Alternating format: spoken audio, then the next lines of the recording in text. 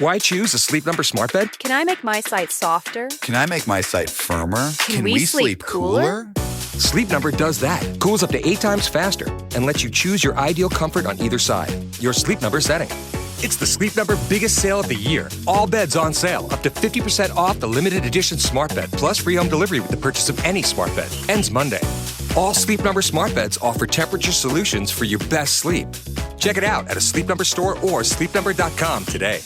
AFR On Demand is brought to you by Breck Golf. Try Beaver Creek today, just 20 minutes from downtown Baton Rouge in the Zachary area. They've got a PGA Tour driving range, a short game practice area, 30 to 40-yard practice shots. It's a great place to chip and putt and practice if you don't have time for a full round. Book your tee time today, golf.breck.org, golf.breck.org. After further review, presented by Matt Moscona. I'm very important. After further review. Say it one more time. After further review with Matt Moscona. And here we go. Live from the Mercedes-Benz of Baton Rouge studio. Let's ride!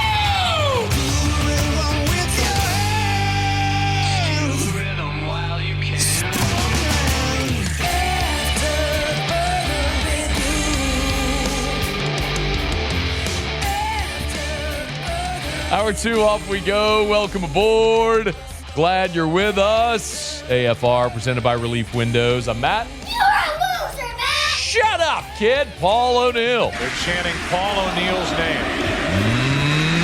You suck. And Mr. Toby Tom, play.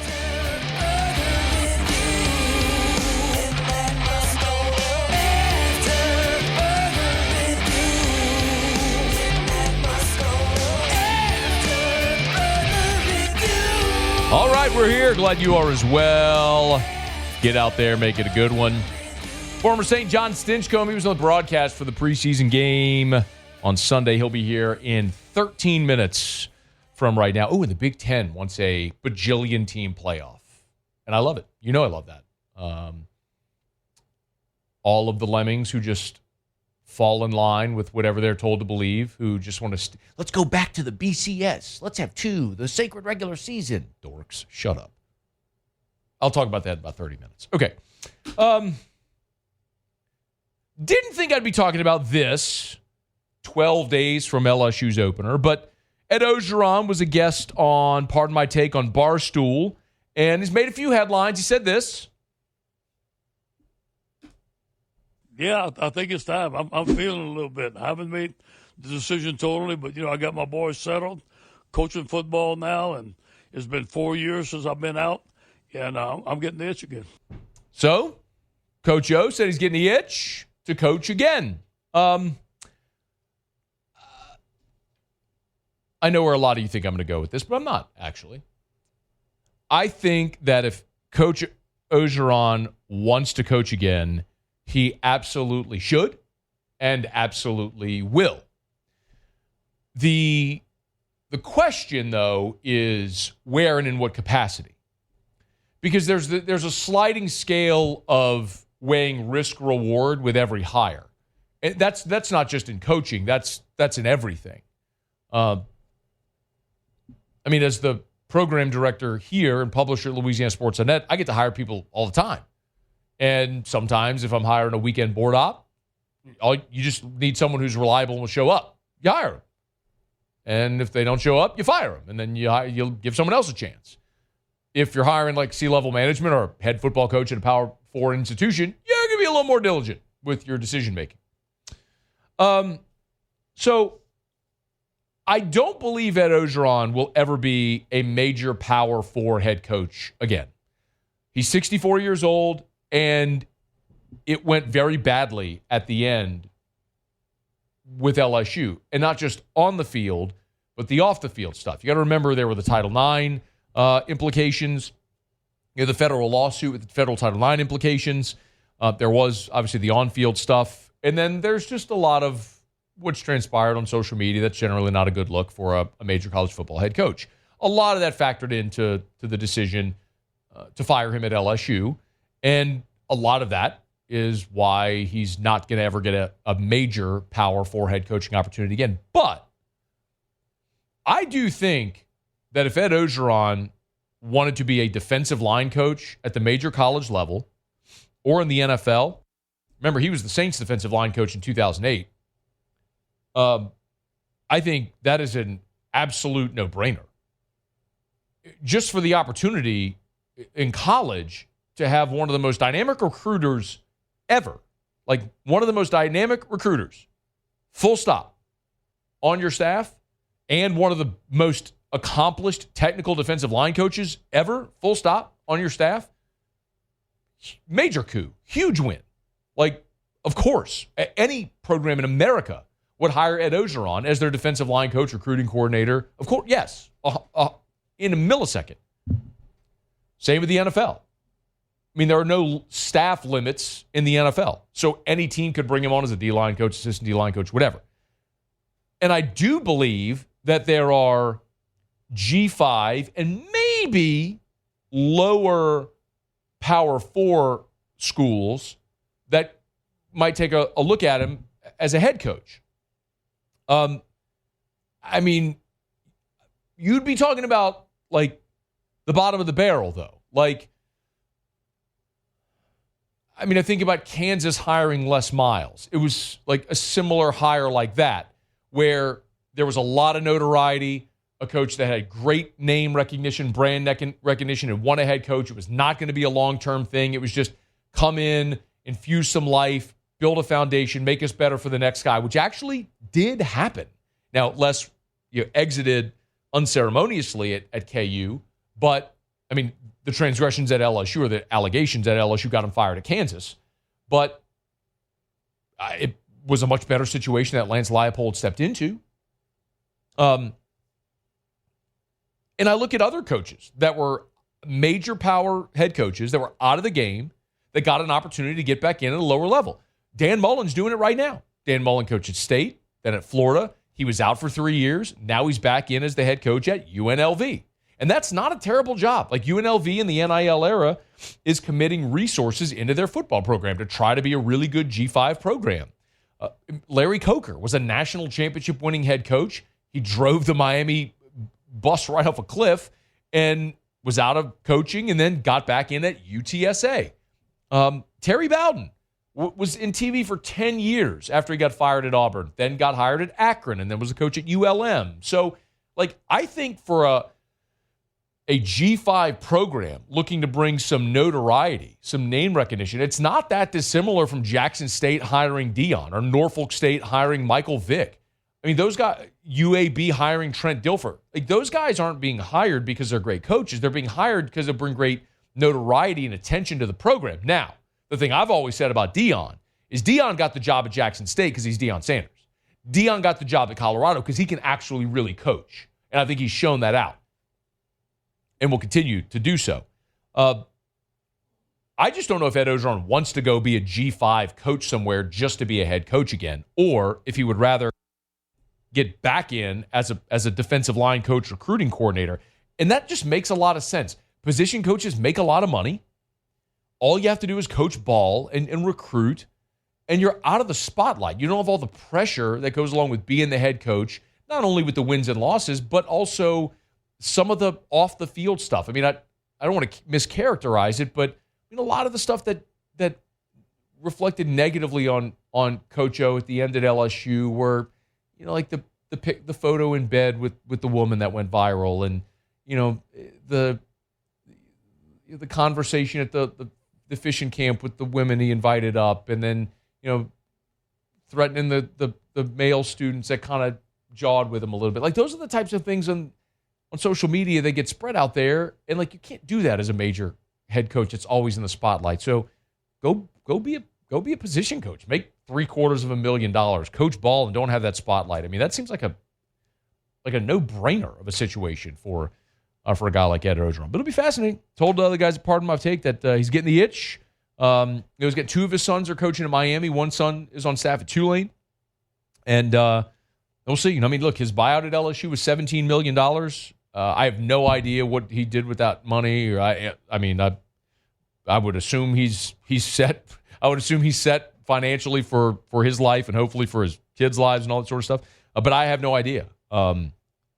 So in any event, Coach O says he wants to coach again, and someone would be right to give him a shot as a G5 head coach or as a major college or NFL defensive line coach.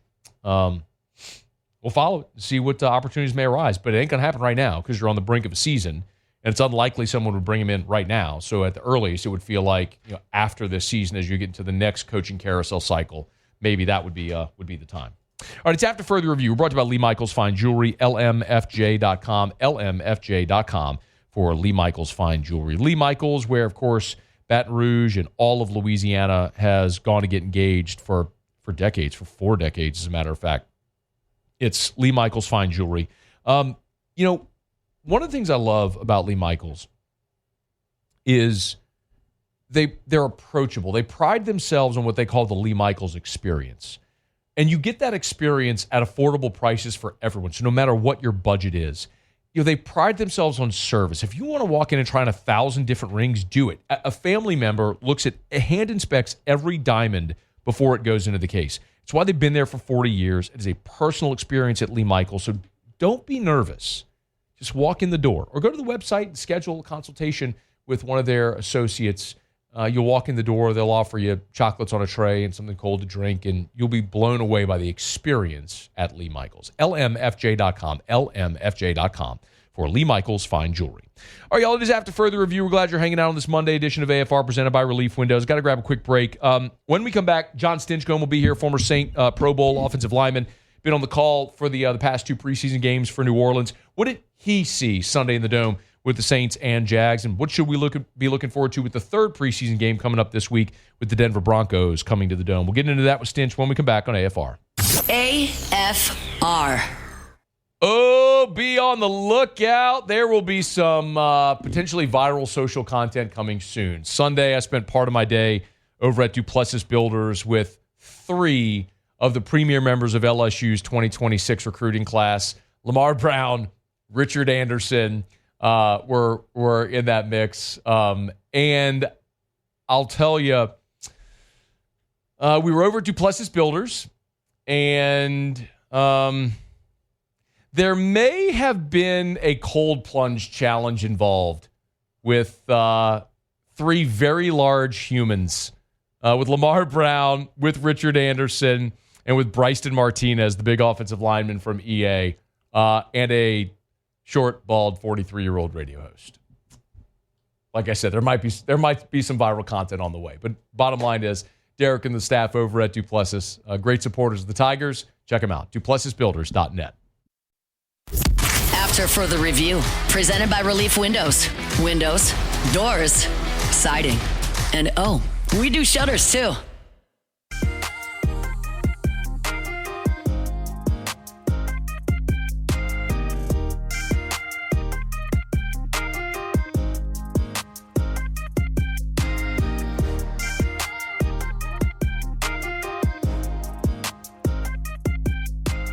Good game, good battle. Obviously, a unique circumstance of tying a football game, but our locker room was happy and excited, and our guys played really, really well down the stretch. Made some big-time plays, big-time opportunities. Really good lessons for our guys throughout this game, starting fast, getting better from that standpoint, and we'll just keep growing. Saints and Jags tie at 17. Exciting finish. Jon Stinchcomb was on the call. Good enough to join us for a couple of minutes here. Stinch, how are you, man? I'm doing great. Thanks for having me on. Always our pleasure. What are you specifically looking for when you go into a second preseason game?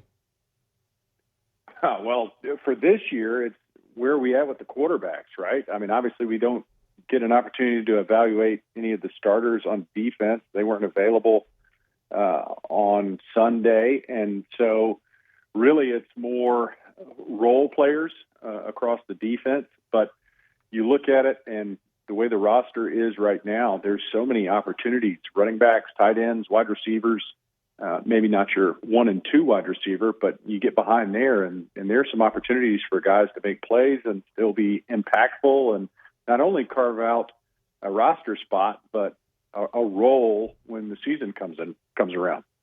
All right, so you mentioned a few positions there that I want to talk about. The quarterbacks, I guess we can start there. How can you grade or rate what Tyler Shuck did when it's a little bit of a makeshift and leaky offensive line? I mean, what can you take away from Shuck's performance in the first half?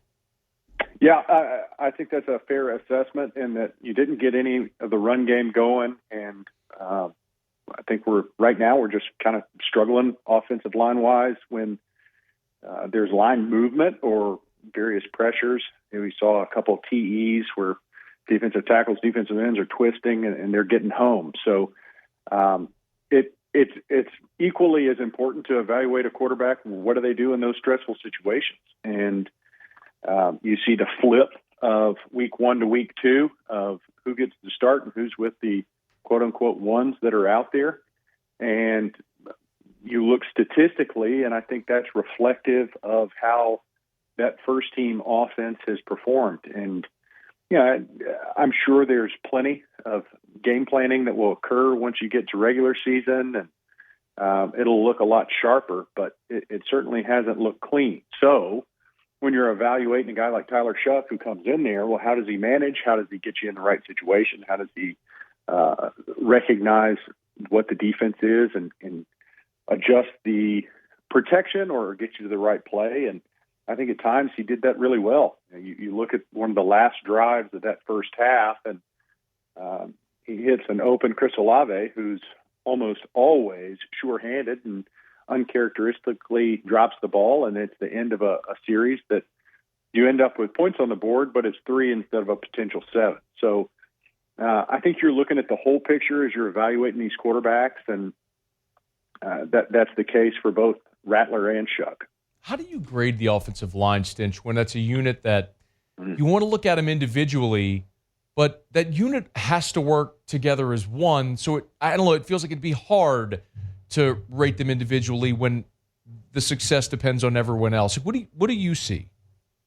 Yeah, well, as a group, they're not high functioning right now. But you go back and watch the film, and I've become a little bit of a nerd and gone back from behind both games and watched those guys. Love it. And I'm encouraged by Kelvin Banks. You look at his skill set, and it's pretty obvious why he's a top 10 pick. Obviously, there's things that he's going to improve on technique-wise and footwork-wise, but athleticism, power, finish, drive, body control when he's out there, a lot to be encouraged about. I think you look at the overall production of the group, it's not there yet. And candidly, I was expecting the right side of the line to be a little bit further along than they were. I'm not saying Fuaga has played poorly. I think it's more of when they're in conjunction, when it's Cesar Ruiz and Fuaga, whether it's line games like we mentioned earlier or just some of the combo blocks, they're not there yet. And so, part of that is you don't have Eric McCoy in the middle. You do in practice, but not in the games. And he is the tie that binds that offensive front. So I think it's a different group once he's back out there and can kind of get everybody on the same page. But it certainly has left a lot to be desired up to this point. We could do 2 segments just talking about the offensive line, but I want to make sure we cover a lot of ground. Jon Stinchcomb is with us. You mentioned the receivers, and the first 2 roles are obviously taken, but and obviously with Olave and Shaheed. By the way, did you get a chance to look at Brandon Cooks at all? No. Okay. I hadn't seen him once. That's fine. Is Mason Tipton a guy that can be a contributing Sunday player, or is he just a preseason training camp warrior? Hey, great question. I think he's very much a contributor. I think you look at some of the balls that he has to battle for. I think his performance is not just against sub-Sunday regular season talent.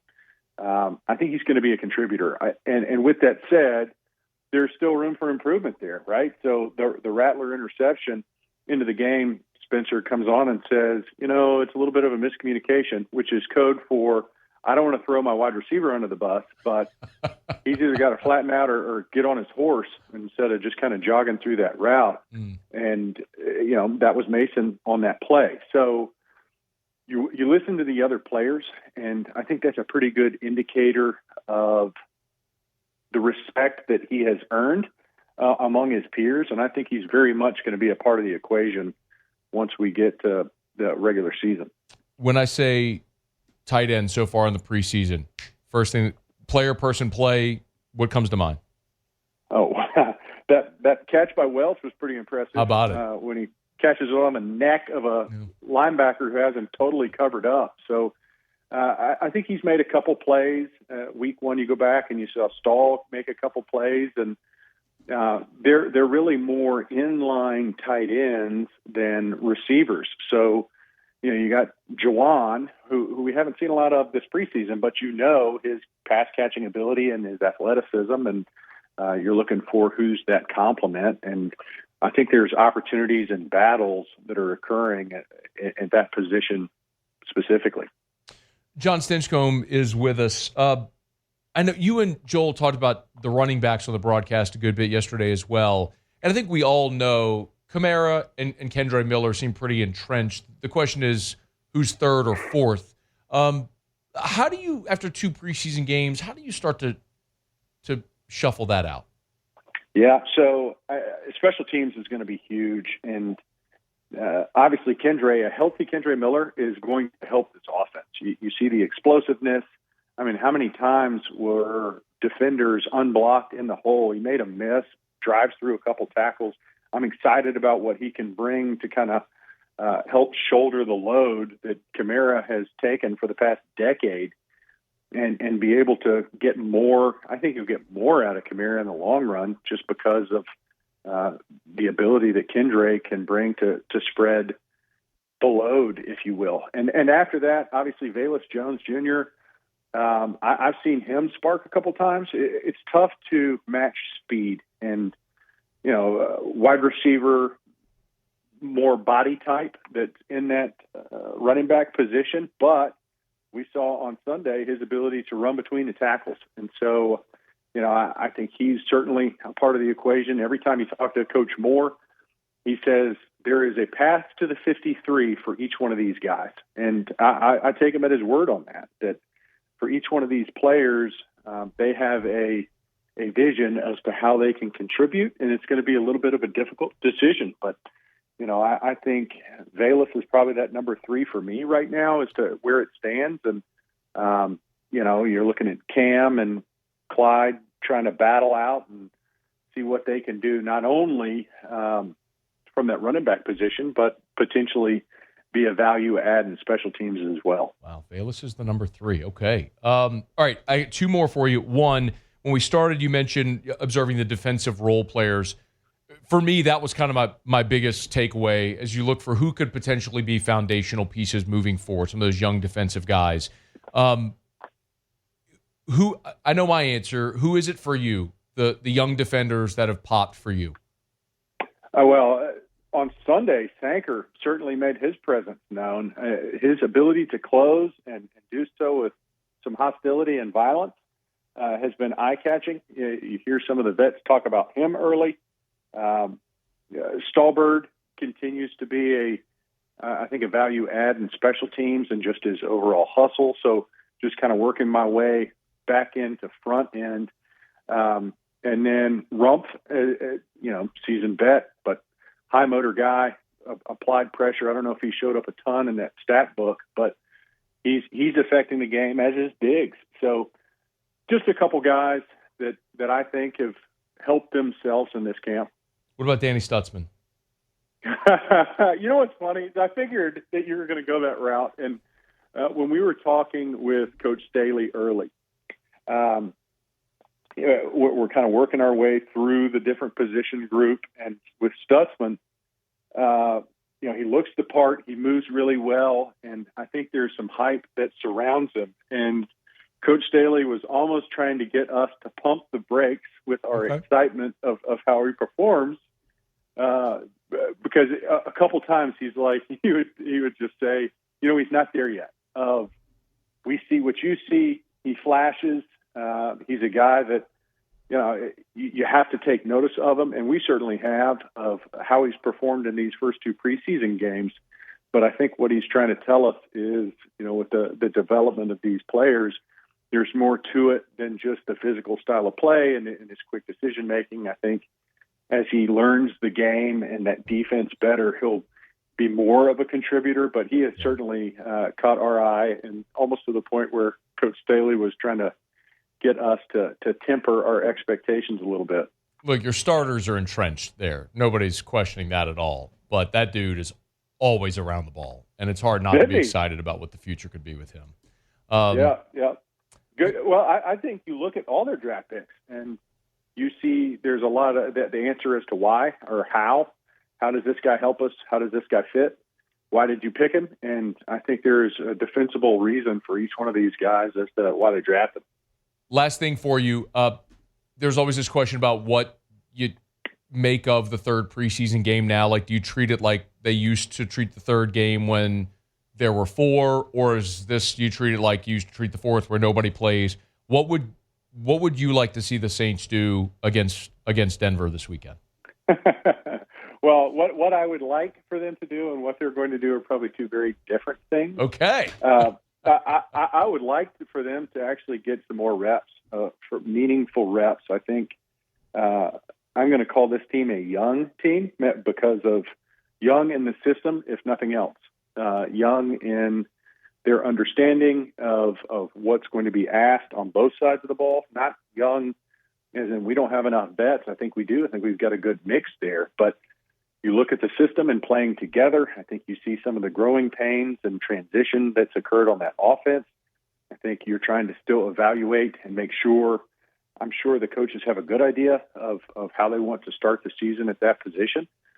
But getting everyone on the same page and building a little confidence, I think, does lend itself to a quicker start to the season. And I know Coach Moore and his staff are thinking long ball, and Rome wasn't built in a day, but we're about to start the season in a few weeks, and you want to be able to put your best foot forward. So I wouldn't be opposed to seeing more bodies get more reps, at least early on, before you transition into evaluating that last 8 that you're filling out the roster with players that are still competing. Yeah. John, will you and Joel be on the call again Saturday? We will. Perfect. We'll be doing it. Look forward to it on the Gulf Coast Sports and Entertainment Network. Jon Stinchcomb, former Saint Pro Bowler. We appreciate it, man. Thank you as always for the time, John. Hey, thanks for having me on. Have a great day. You too. It's our pleasure. Who dat?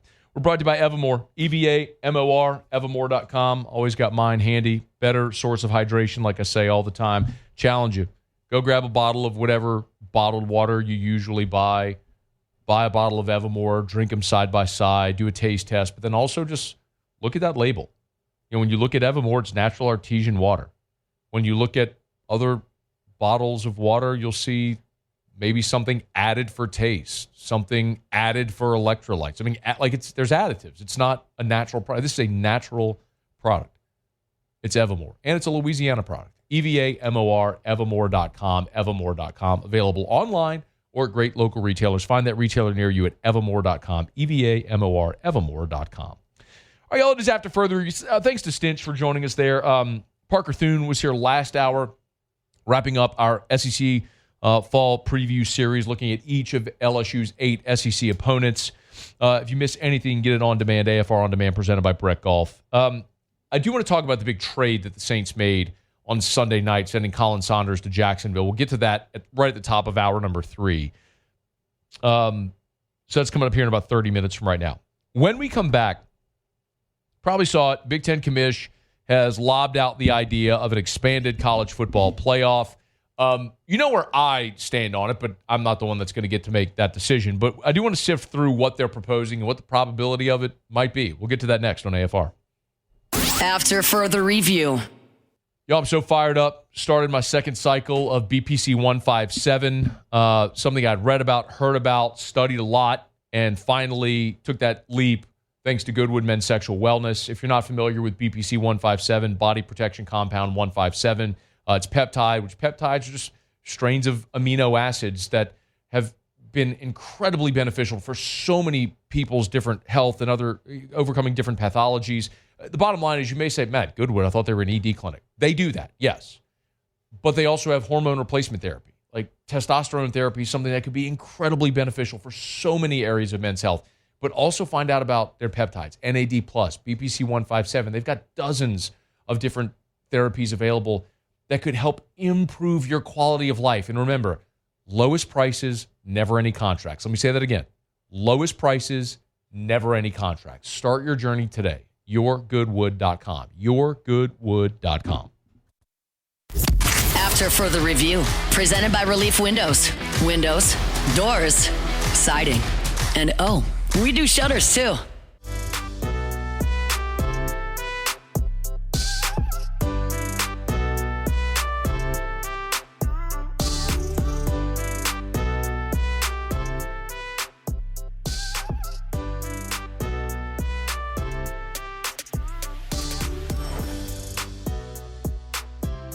Tune in for the third and final installment of the SEC Radio Network's Battle for Atlanta show, previewing the 2025 football season. It's the Battle for Atlanta, Saturday morning at 8 a.m. on 104.5 ESPN, Baton Rouge. I actually did listen to some of that this past Saturday. Yeah, good stuff. I was driving Drew here to ride the elevators, and that was on, so listen to it. Really was good. It was a good show. Got to hear Marty Smith. I was about to say, who's on it? They did a segment with Marty Smith. Heard a segment with John McDade, the head of officiating for the Southeastern Conference. I'm trying to think, what's one of the big rule changes they discussed? Was it the injury thing, the faking of the injury? Yes, it was the faking of the injury. So this year, if you fake an injury, after the ready for play whistle, right? So whistle is blown, ready for play, and if a defender just falls down, boom, team's charged with a timeout. Like that I think will significantly reduce that behavior. I think last year, if you remember, late in the season, Greg Sankey put out a statement and basically said, hey, like, have a little integrity. Stop with the foolishness. I'm simplifying it, but that's, remember, he put out a statement that basically said, stop being idiots. Carry yourselves a little more dignity. And it did dramatically reduce. I mean, Kiffin and Ole Miss were the chief offenders. Everybody did it. I'm not trying to just point the finger at them, although that's an easy target, but they were the chief offenders. But you're going to cost a team a timeout. Like that is a significant penalty, because even still, remember, you have to have a timeout to be able to challenge a play as well. So like if you're burning through your timeouts, you may get to an end game scenario where you don't have a timeout, you can't challenge a play. So yeah, I do think that will, I think it will deter that behavior to a degree. I thought you were going to read one of the promos for LouisianaSports.net. Well, yeah, I was the one for the partners page. Yeah, our partners.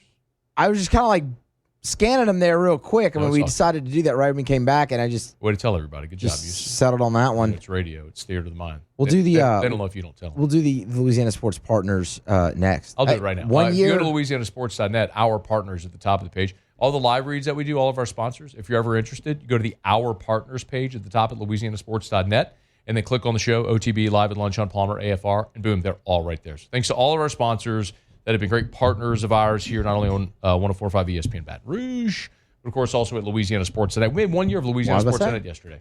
So very August 17th we launched, and so we made one year yesterday, and we have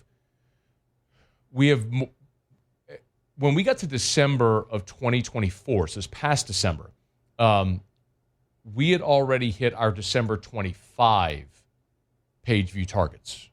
Like I would have to go back and look at because when we were launching, they had me put out like a 3-year projection for page views and visits and monetization and everything.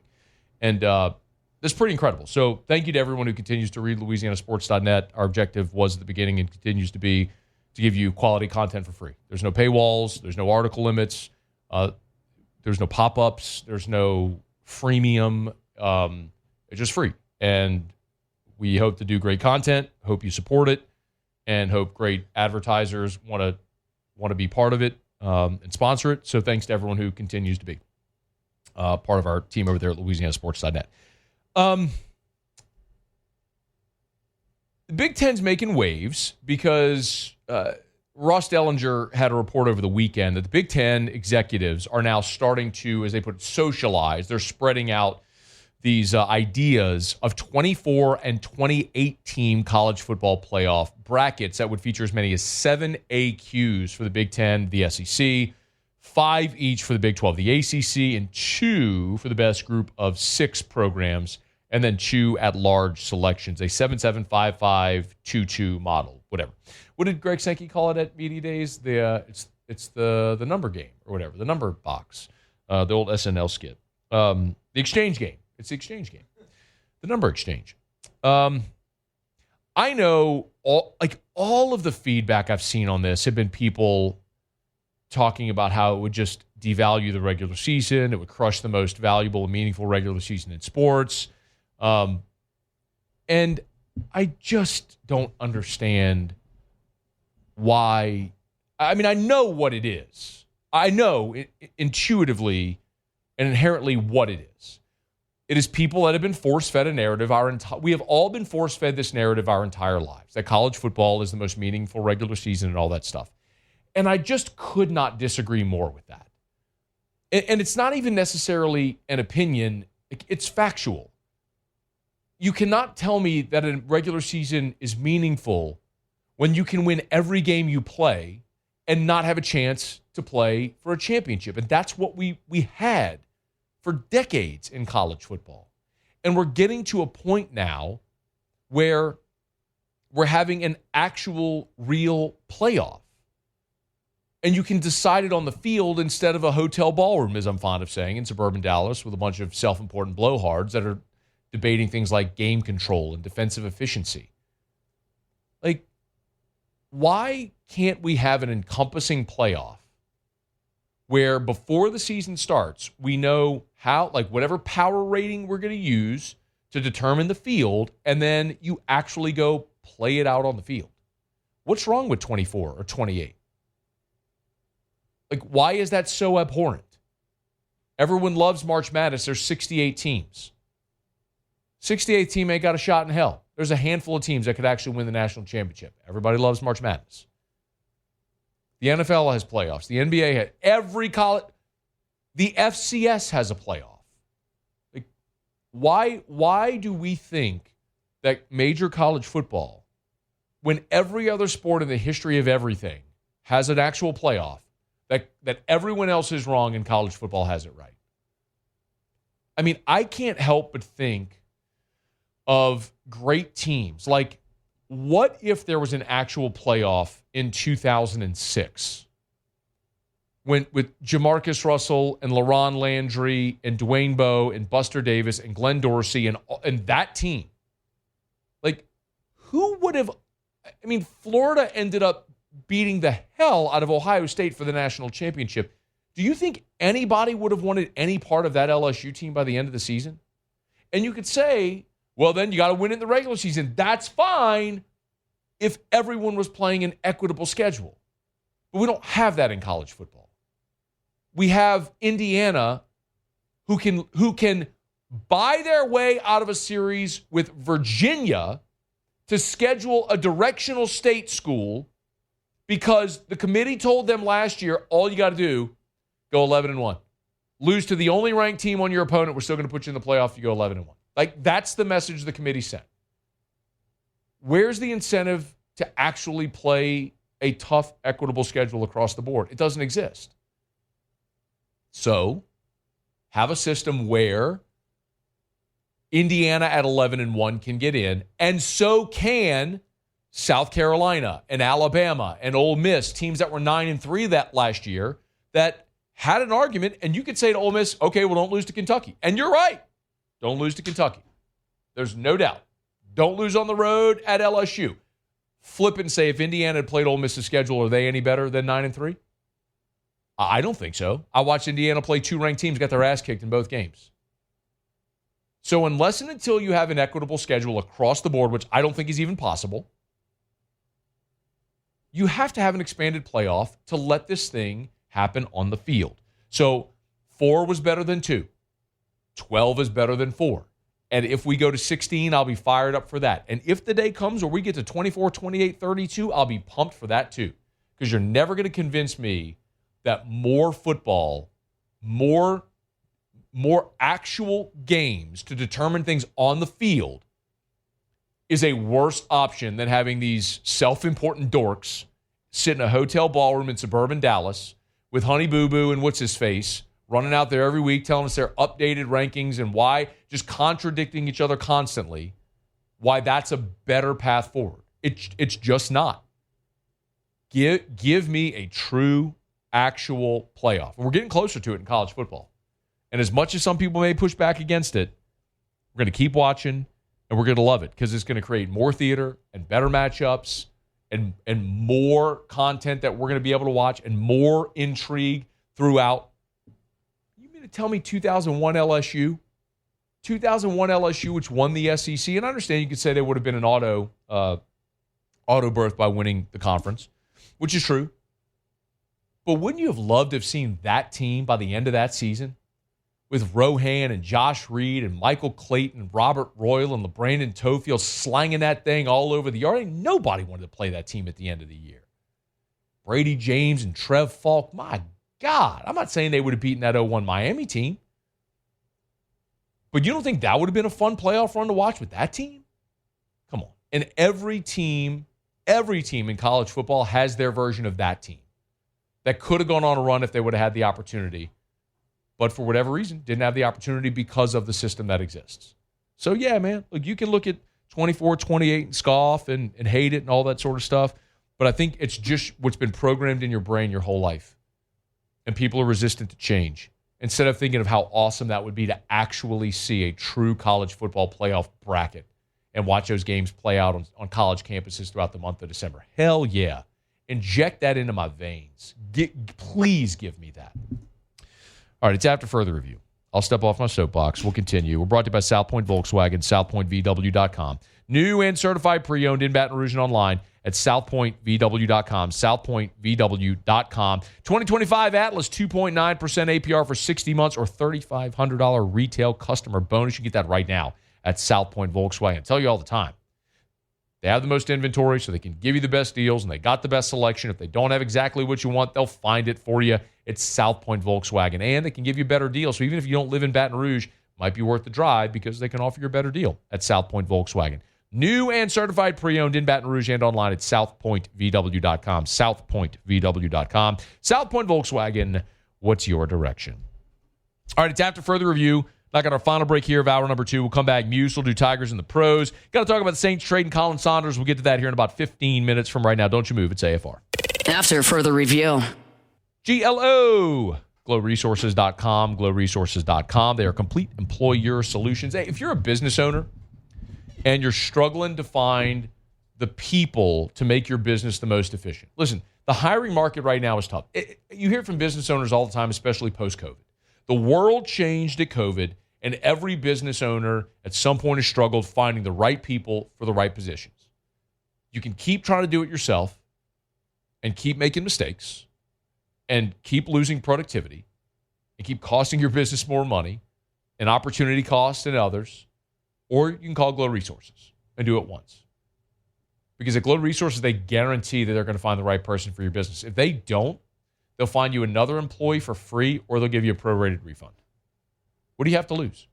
Find the right people for those jobs in your business. Check them out online at glowresources.com, glowresources.com. GLO, glowresources.com. After further review, presented by Relief Windows. Windows, doors, siding, and we do shutters too.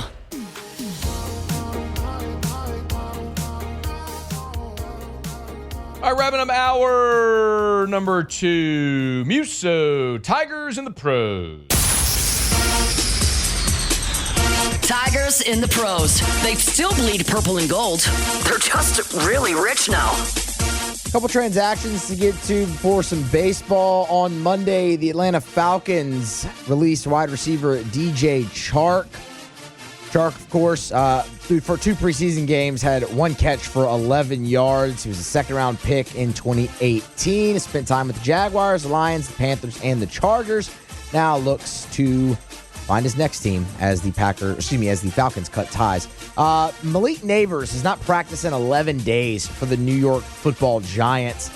It's now being characterizes a back injury, quote, normal camp tightness. They don't seem to be too worried about it, but still 11 straight days without practice. That includes their first 2 preseason games. We'll see as we inch closer to the season if Neighbors does, in fact, make a return. The Cincinnati Reds over the weekend designated Jake Fraley for assignment. They stink for that, by the way. He was hitting .232, 6 bombs, and 23 RBI in 67 games. Did suffer an injury in his final game for the Reds before they made the decision. Terry Francona said that did not factor into the move. Couple Tigers on rehab assignment are now back with the big club. Dylan Cruz is one of them with the Nationals. He was 1 out of 2 on Sunday with a 2 RBI double. Also came around to score and completely hosed the guy at the plate from right field. Aaron Nola was on the bump for the Phillies. 6 earned and 2 1/3, man. It's just been a rough year for Please just back up IL. Yeah. IL. That's Tigers in the pros. He was wrecking people in the minors He last year. absolutely was.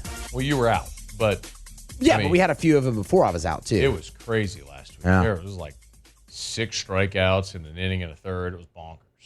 That doesn't even make sense. I was about to say, that That's doesn't like math. 5 outs, Yep. but it was something like that. It's math. crazy. I'm telling you, dude. Like, maybe you should go back and just pitch in AAA and just wreck stuff. All right.